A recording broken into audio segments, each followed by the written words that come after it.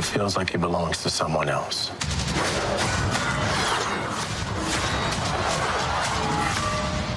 We often look to these heroes for an escape from reality, but modern Black superheroes are leaning into it. There's a movement happening in Hollywood where the voices who are behind these Black superheroes are Black.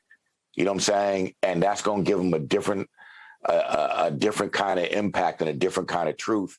It's Malcolm Spellman's job to reveal that truth as head writer of The Falcon and the Winter Soldier. According to Disney Plus, it was the most watched Marvel series premiere on the streaming service. So we're partners, co-workers, not necessarily a team. No. The show follows Sam Wilson and Bucky Barnes as they fight bad guys, of course, but also social injustice, like when cops racially profile Sam or when a bank denies him a loan. Falcon's identity faces a new test when he becomes Captain America, and brown skin meets the iconic red, white, and blue. Symbols are nothing without the women and men that give them meaning. I knew that Captain America needed to have a decidedly Black identity if Sam was going to be Captain America. And I knew I had to go home and deal with aunts and uncles and cousins and cats I grew up with in the neighborhood. And I couldn't pander to them. You know, I needed to challenge them, but I also needed to be respectful because this is a very, very, very powerful platform.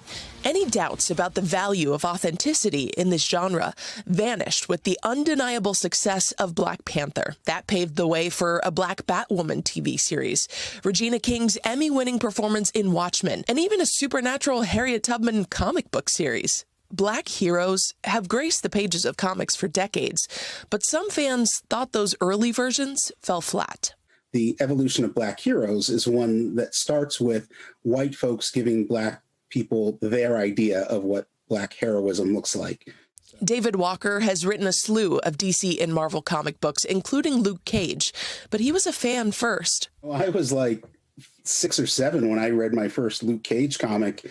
I remember my cousin and I sitting reading it, and all we thought was, this doesn't sound like any Black people we know. Black creatives are changing that. The Ryan Cooglers, the Regina Kings, the Ava DuVernays, there's more powerful Black people behind the scenes in Hollywood now than there's ever been, but there's still not a lot. There's still, let's just put it this way, there's room for more. Sure, these worlds are imaginary, but writers like David and Malcolm can pull from real experience and a cultural shorthand non-Black writers will never know. That's exactly what Malcolm did with Isaiah Bradley, a veteran in the Marvel Universe who endured medical tests as a soldier, like the victims of the Tuskegee experiment. The voice of Isaiah was an older Black man I met on a bus. He just burned a powerful moment in my brain, you know what I'm saying? And that intensity that he had, I just never forgot that dude. Making diverse audiences feel seen just makes good financial sense. But at the end of the day, before they're Black Panther or the first Black Captain America, they're human.